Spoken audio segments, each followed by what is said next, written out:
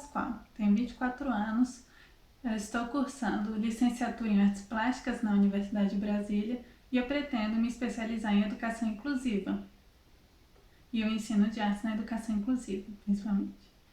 Eu me considero uma ativista pelos direitos dos deficientes, mas principalmente pelos autistas. Eu sou autista, fui diagnosticada Asperger aos 7 anos de idade. Hoje estou aqui para falar sobre o modelo de deficiência.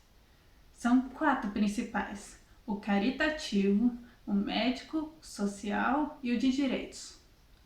E a gente vai ver aqui como eles se formaram ao longo da história, o que eles querem dizer. Primeiro, o que é um modelo de deficiência? O modelo é a forma como a deficiência é definida e encarada pela sociedade, pelos próprios deficientes mesmo, porque a gente vive numa cultura e a gente internaliza tudo isso. O primeiro modelo, mais antigo, é o caritativo, a qual a deficiência é vista como algo da qual você coloca sua caridade sobre. O deficiente, ele é totalmente dependente dos neurotípicos, dos não deficientes, para tudo. Ele não tem autonomia, ele não tem direitos, ele não tem voz própria. Tudo que ele precisa, ele é totalmente dependente dos não deficientes. E é bem, por exemplo, quando você pega a Bíblia e os leprosos ficavam do lado de fora das cidades. É quando o Esparta jogava fora os bebês que nasciam com deficiência. E era jogar fora literalmente. Era infanticídio. Então, todos esses modelos, apesar de alguns terem surgido mais antigamente e estarem desatualizados, eles continuam até hoje, eles transpassam tudo isso. Um dos filhotes do modelo caritativo é algo que a Stella Young chamou de pity porn, que uma tradução livre seria pornô da inspiração.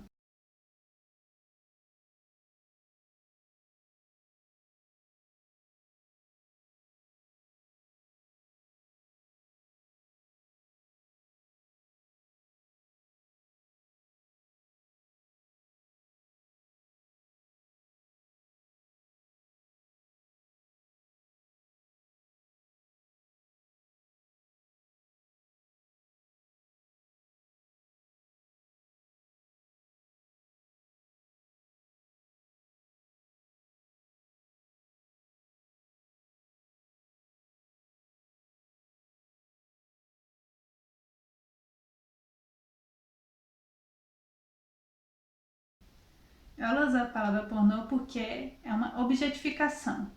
Você está objetificando as pessoas com deficiência para o benefício das pessoas com não deficiência.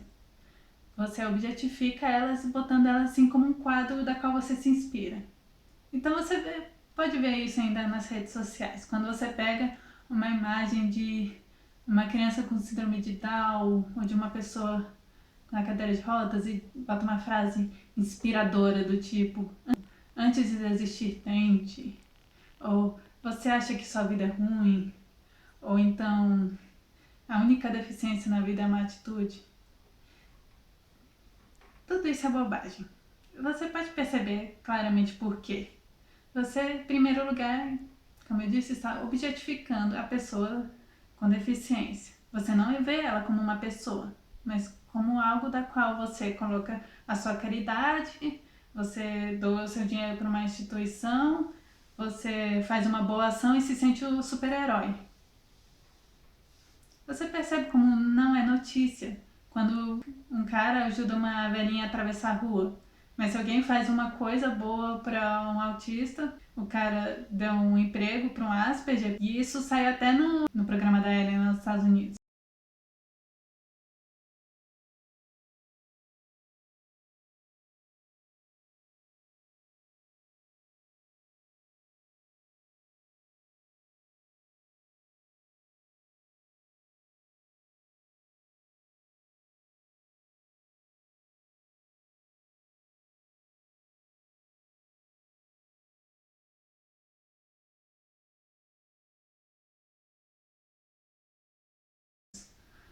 É porque é muito incrível você tratar o deficiente como um ser humano.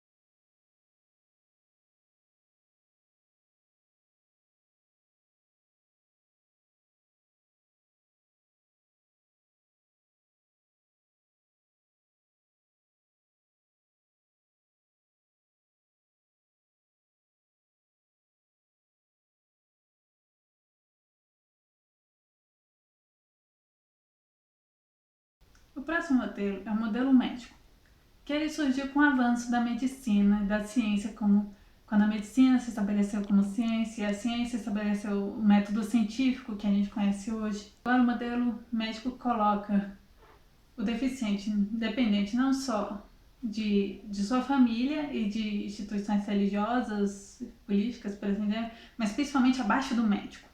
O deficiente nunca tem uma voz acima do médico. O modelo médico teve seu auge na época do nazismo, da qual a vida do deficiente era encarada como uma perda de dinheiro, como um fardo, e eles achavam que totalmente o deficiente estava sofrendo tanto que sua vida não valia a pena ser vivida. E a resposta mais óbvia deles vai matar os deficientes. Inclusive, os deficientes foram o primeiro grupo a ser morto pelos nazistas. E de novo, é um modelo que transpassa até hoje. O modelo médico pode até ter esse lado positivo de incentivar a pesquisa, mas nem sempre essa pesquisa é voltada para o bem-estar do deficiente. Às vezes eles querem cura a qualquer custo, ou então que o deficiente se pareça o máximo possível com o não deficiente. E nem sempre isso é algo positivo. E isso já levou a consequências terríveis na história. Como, por exemplo, quando o Graham Bell, o inventor do telefone, disse que a língua de sinais era algo terrível, que diminuía a inteligência dos surdos, e por muito tempo os surdos foram obrigados a oralizar e ler lábios, e a língua de sinais foi proibida. E mais recentemente, nós temos ainda aí, nos anos 70, chamado Louvas, que criou o ABBA, que ele usava choques e espancamentos para barrar os stins, as estereotipias dos autistas, fazê-los parecer mais normais. E essas duas pessoas também foram aplaudidas em revistas científicas, em congressos e tido como grandes revolucionários de sua época, que inventaram o tratamento maravilhoso.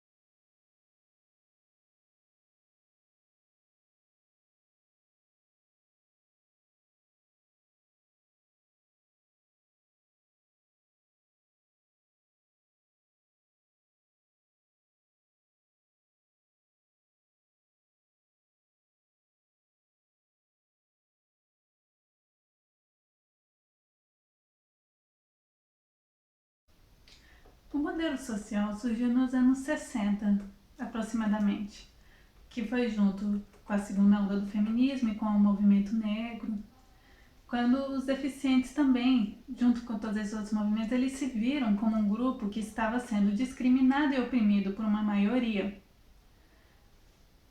Se juntaram vários grupos de deficiência e perceberam uma coisa especial.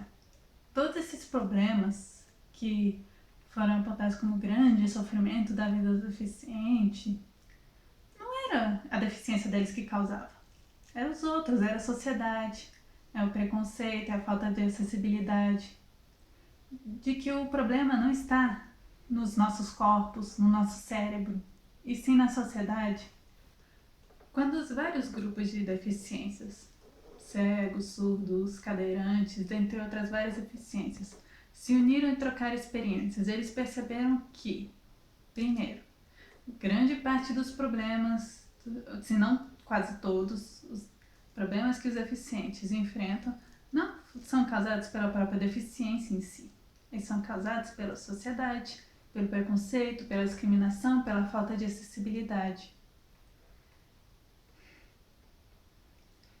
perceberam também que a deficiência é uma parte integral da identidade do indivíduo, assim como a nacionalidade, a religião, a cor da pele.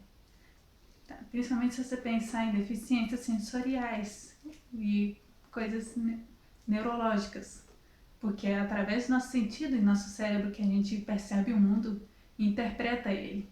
Então isso tem um papel fundamental na construção de quem nós somos, da nossa identidade. Então começou o movimento pelos direitos dos deficientes. E é assim que surgiu um lema: nada sobre nós sem nós. Que quer dizer que qualquer política pública, qualquer reunião, qualquer coisa que você vai fazer sobre um deficiente, sobre uma deficiência, você tem que ter uma pessoa com essa deficiência incluída. Porque é meio óbvio, para pensar, você vai comemorar o aniversário de alguém sem o aniversariante estar presente?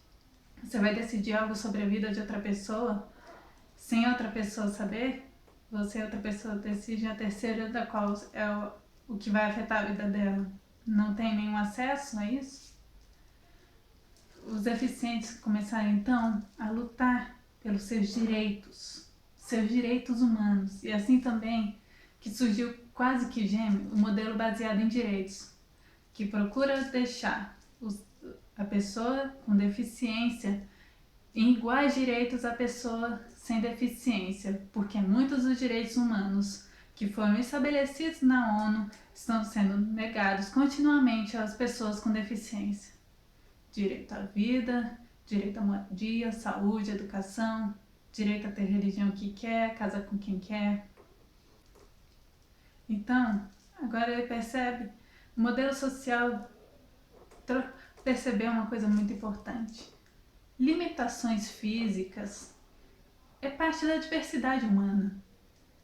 Físicas, neurológicas, sensoriais, tudo isso é parte da diversidade humana. Algumas pessoas enxergam melhores do que outras.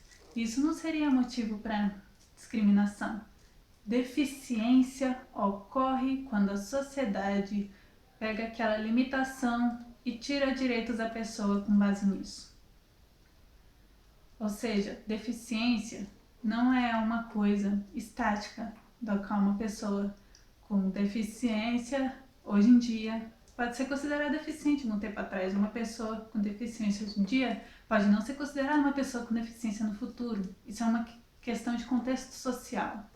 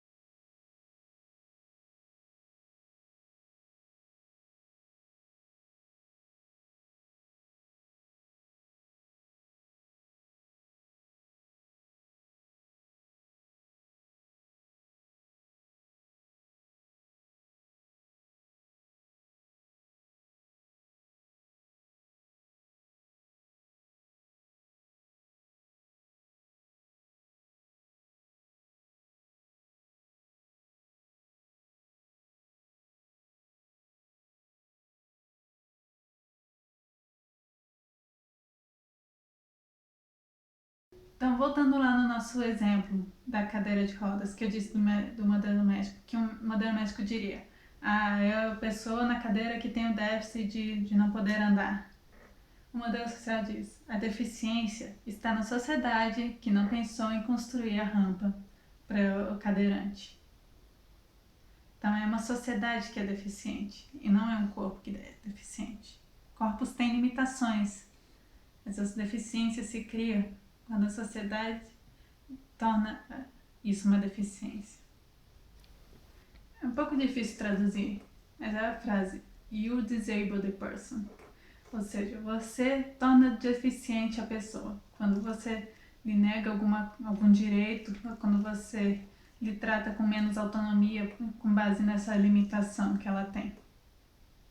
Você pode estar achando estranho, Ué, mas um cego sempre vai ser deficiente, seja hoje, amanhã ou na Idade Média. Vamos pensar, por exemplo, num canhoto na Idade Média. O normal era fazer tudo com a mão direita, você trabalhar, desenhar. Não muita gente sabia escrever, mas qualquer coisa que você fizesse com a mão esquerda, você era um anormal. Você tinha um grande problema que precisava ser corrigido. Você poderia até sofrer algumas exclusões sociais com base nisso. Foi só quando a sociedade começou a aceitar que era normal escrever com a mão esquerda, fazer as coisas com a mão esquerda, inclusive agora começa a surgir objetos pensados para quem usa a mão esquerda, que ser canhoto começou a deixar de se considerar deficiência. Agora pensar, por exemplo, dislexia. Numa época, por exemplo, da Idade Média, em que pouquíssima gente sabia escrever, era algum grande impedimento da vida de alguém? Hoje nós temos um grande problema, porque temos uma população altamente alfabetizada e as crianças com problemas que têm dificuldades para se alfabetizar sofrem todos esses estigmas e preconceitos. Mas numa época que não fazia muita diferença você sabia ler e escrever ou não, não era grande coisa você ter essa dificuldade. Eu pensar também em exemplos mais atuais, como por exemplo a gente tem uma cidade pequena na Índia e uma ilha que pertence aos Estados Unidos que tem um altíssimo índice de surdez, tipo 2% da população. Para uma cidade pequena isso é muita gente. Então, nesses lugares a língua é sinalizada. Eles conversam normalmente: oi, tudo bem? Aqui eu estou usando Libra só para exemplificar, mas os sinais deles são diferentes com certeza. Mas eles conversam tudo sinalizando. Então, os surdos não têm nenhuma barreira linguística, que eles não são considerados deficientes. Ser surdo lá, ou não, é como você ter olhos claros ou escuros. Então, eles precisam desse objeto externo, um óculos ou uma lente de contato, para fazer suas atividades do dia a dia e ter sua autonomia, seu certo nível de independência. A independência a gente vai falar um pouquinho disso depois. Então, assim como a gente não poderia encarar a cadeira de rodas, por exemplo, um objeto externo que a pessoa precisa para fazer suas atividades, se locomover, então a gente deveria encarar com tanta naturalidade quanto um óculos. Então, eu gostaria de ficar essa mensagem de esperança, que essa é a minha esperança também, que no futuro, uma necessidade como, por exemplo, a de um acompanhante na sala de aula, um professor especial, a necessidade de alguém para ser intérprete, para sinalizar, e todas essas coisas sejam encaradas com tanta naturalidade e tenha tanta acessibilidade quanto um óculos e uma lente de contato.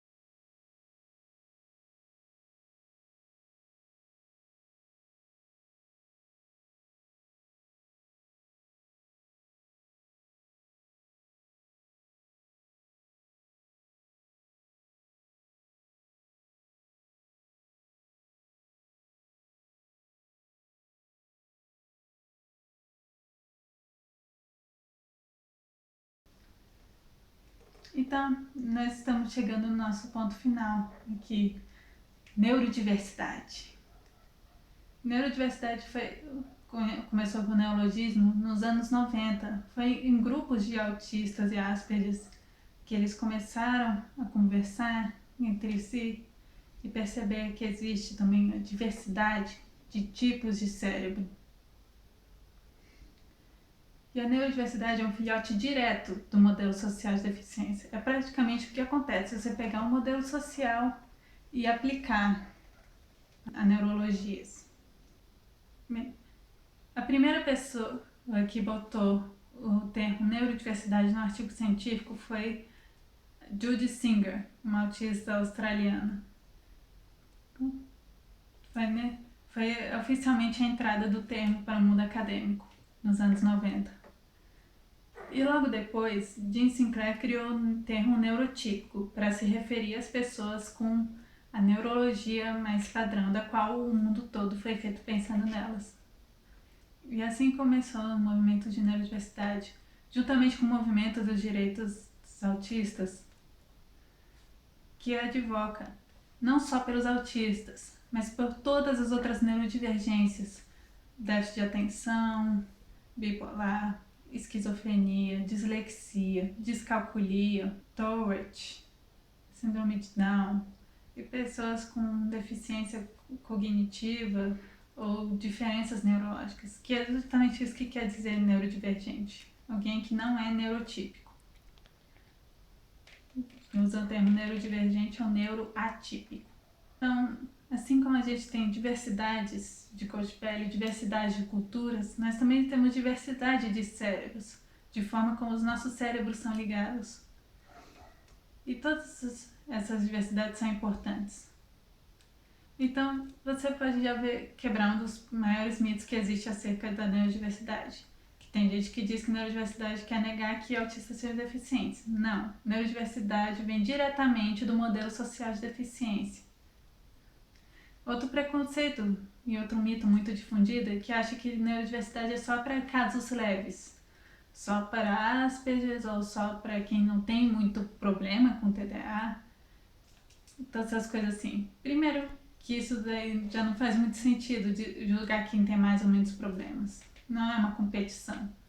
Em segundo lugar, que sim, neurodiversidade é para todos os neurodivergentes, incluindo autistas severos e não falantes. Incluindo também que existem autistas não falantes que são grandes ativistas pela neurodiversidade. Você pode pesquisar Anne Sequência, Ido Kedar, Emma Hope e vários outros nomes. Que eles também estão juntos nessa causa de que meu cérebro também é parte do quem eu sou. O autismo é uma parte essencial da minha identidade que me ajudou a ser quem eu sou hoje. Que existem coisas boas em ser autista. E todos nós reconhecemos isso. Todos nós autistas agora no movimento. No movimento para sermos reconhecidos por quem nós somos e não ter que obrigatoriamente tornar quem a gente não é, ou fingir ser quem a gente não é, para poder ter algum direito, se encaixar na sociedade. É que a nossa diversidade também seja reconhecida. Isso é basicamente do que os movimentos de direitos autistas fazem. Movimentos criados pelos próprios autistas, incluindo os severos. Os que usam outros meios de comunicação, como apontar num quadro de letras ou usar línguas de sinais. É um movimento de que nossas dificuldades sejam aceitas como uma dificuldade qualquer.